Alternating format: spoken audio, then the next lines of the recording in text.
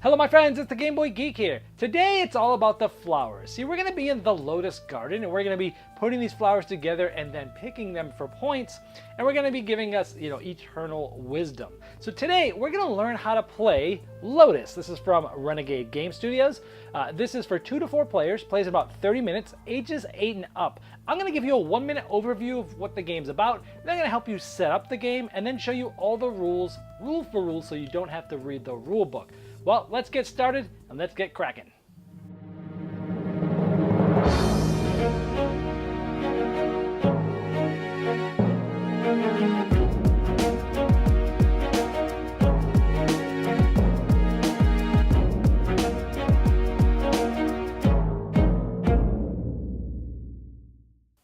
In Lotus, you'll be earning points and special ability tiles by controlling flowers when they're finished.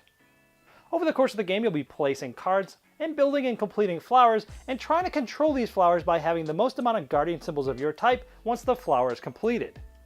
You'll get points for controlling the flower, but so will the player who played the last card of the flower, because each of these will be a point for them. You'll also be trying to control the flowers by placing some of your guardian tokens to try to keep control of the flower. And if you do control that flower, you'll be able to get upgrades like holding more cards, or being able to play more cards, or getting a guardian that counts as 2 instead of 1 towards control. If you can't seem to get the right cards, you can exchange some with your deck, or you could take some from the community pool. And at the end, you'll try to win by collecting the most points, by tokens, and by petal cards by completing certain flowers. When setting up, first separate out into 5 different decks of cards by their color. Now these 4 are going to be the player decks, and there's 4 different colors there, and each of these has 2 guardians. For example, the blue has 2 dragonflies, the green has 2 caterpillars, the red has 2 ladybugs, and the yellow has 2 butterflies. The gray deck is different. Well, you can put this off to the side for now, and here we have the 4 different decks. Each player will pick their deck. They'll take the 2 guardians, their entire deck, and the actions cards with them. If there's less than 4 players, you'll take the colors not being used and place them back in the box. Now if you're playing with 2 players, you will play with your entire deck. Now if you're playing with 3 or 4 players, you'll be taking some cards out. Now notice here we have cards. There's 5 different types of flowers in the game. There's ones that have 3 petals, 4, 5, 6, and 7. In a 3-player game, you'll take out 1 of each of these cards, making sure that each card you take out only has 1 of your guardian depicted on them. In this case, this one has 1, this one has 2. You want to make sure you do not take out the one that has 2. You'll take out 1 of each of those numbers from 3 through 7. If you're playing with 4 players, you'll take 2 cards out of each of the 5 different flowers, again making sure the cards you take out only have 1 guardian symbol of your type. Now out by the middle of the table, that gray deck, it's called the Wildflower deck that you removed onto the side earlier. You will then take 4 cards from that and lay it out like this. Now notice these are the same types of flowers that are in your decks. The only difference are there's no icons and no numbers on these. We'll get to what you do with these later. You'll also take the 3 different types of tiles and place them, stack them in the like types. Now since we're playing with 4 players, there are 4 tiles, 1 for each player in each of these stacks. If you're not playing with 4 players, you want to make sure that for each pile you're using just the colors of the people that are playing. In this case, we're playing with all of them, so they're all there. Same for these. We also put out these silver guardian logos here. And again, you'd only put the ones that you're playing with. In this case, we're playing with all 4 players. And then we have all the 5-point tokens here as well. Now just make sure everyone has their deck ready and shuffled, and now we can start the game. And you start by drawing 4 cards of your deck into your hand. These cards are secret from other players. The first player will be the one that has the greenest thumb. On your turn, you'll take 2 actions, and you have a choice of 3 different things for each of those actions, and you can repeat actions if you like. The first thing you could do is play petal cards. Now when playing petal cards, you can play up to 2 cards of the same flower type into the flower garden as 1 action. In this case, I played 2 of them, that's 1 action. Now if this flower was already in the flower garden, you could not start a new one because there can only be 1 of each flower in the flower garden. Now in this case, you'll see that this says 4, and that tells us that this specific flower only has 4 petals or 4 cards that will take to completely finish the flower. Now a second action you could take is called Move a Guardian. These little guardians everyone has as their own colors. In this case, the red ladybug is mine, and I can move it from off the board onto a specific flower, or I can move it from one flower to another flower somewhere else. This is giving us points towards controlling this flower. This is 1 point, this is 1 point, and this is another one. So now I have 3 points to controlling this entire flower. Now if instead of playing or moving my guardian, I could have actually played another card if I had it. Now when you place the cards, notice there's a little outline of where you place the card. So in this case, I'm going to place it just like this, and we see that there. So this was my first action, playing up to 2 cards.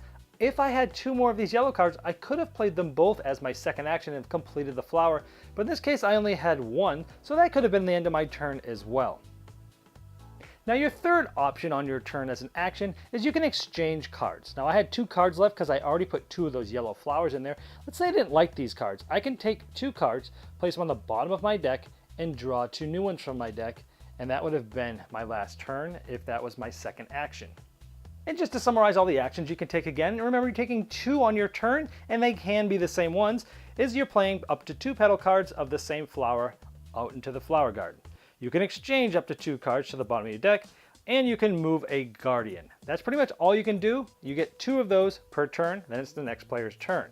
But after you're done with your actions, you draw cards, up to 4 in your hand.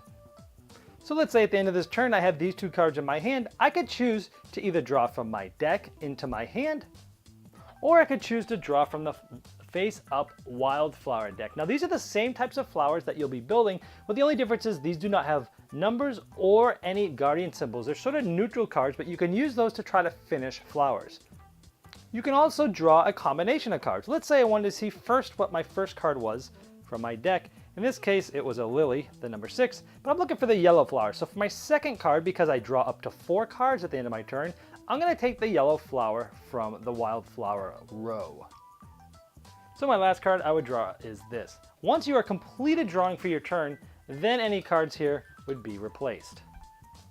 So in that case, the cards in my hand secretly would have been the lily, 2 of these, and the 1 card that was from the wildflower row.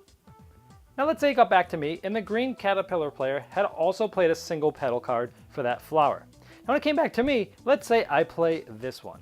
Now this was the one that doesn't have anything, it was from the wildflower row. This flower would get scored. Let's talk about scoring this flower. First we would count up who has control of the flower. We do that by looking at the number of guardians. Red has 2, green has 1. In this case, red is leading. So they would get to choose one of 2 options.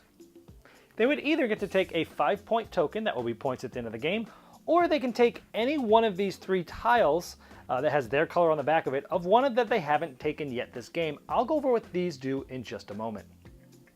After the reward's been chosen, the player who completed the flower by placing the last card on there would get to collect each and every petal card that was on that flower. They will keep it to the side as a score pile. Each of these cards will be worth 1 point at the end of the game. Now, however, if it was tied for control because red has 2 and green actually has 2, then they would both get to pick the reward choice of the 5 points or the special tile, and then the same thing goes with whoever completed the flower would get those petals. And as a flower is being picked, as they call it, and these cards are being given to the person who played the last card, all of the guardians on any of these petal cards will be returned to their rightful owner to be used later in the game. So what do these different tiles do? Well, once you get one, they give you a special ability for the entire rest of the game. The Enlightened Path one allows you to hold 5 cards instead of 4 cards for the rest of the game. The Infinite Growth tile allows you to play 3 or more of the same petal cards as one action, because remember, before you can only play up to 2 cards of the same type as one action. Now you can play as many as you want, as long as they're all on the same flower. And the last one is the Elder Guardian. This would get you a special silver type token of your kind, and this essentially is worth 2 guardians as opposed to 1. Now over the course of the game, if you've been able to obtain one of each of the 3 special tiles, and you control another flower when it's completed, you then will be forced to take the 5 points. Now as the game goes on, remember that there can only be 1 flower of each type out on the board, but there could be many different flowers that people are working on. This will continue until one player picks up the last card of their deck into their hand. That means everybody, including this player, will get 1 more turn. Once the game's over, you score each of these flowers by seeing who has the most control. That player gets to just get these cards as petal cards as 1 point in their pile like before. They do not get scoring tokens for those. Now, if it's a tie, for example, if there's 3 yellows and 3 greens, they would split this evenly, 2 cards to 2 cards. If there was an uneven amount, they would each take an even amount, discarding the odd remainder. You'd do that for all the flowers here, putting them in their score piles, and then you would do the final scoring. And final scoring happens by adding up the 5-point tokens that you have and getting 1 point for every one of these cards in your scoring pile that you had gotten over the game, keeping in mind that these are all 1 point apiece, regardless of the flower type and regardless of whose card it was, keeping in mind also that you will have cards of other players' types, because as you pick these flowers, other players may have been playing on there. Whoever has the most points at that point is the winner. If it's tied, the player who has more cards remaining in their player deck would be the winner. Well, I hope that helped you set up and get going with the game without having to fiddle through the rule book and, jump right in and start playing and enjoying the game. If you have any questions about the rules, go ahead and leave them as comments and we'll try to answer them as soon as we can.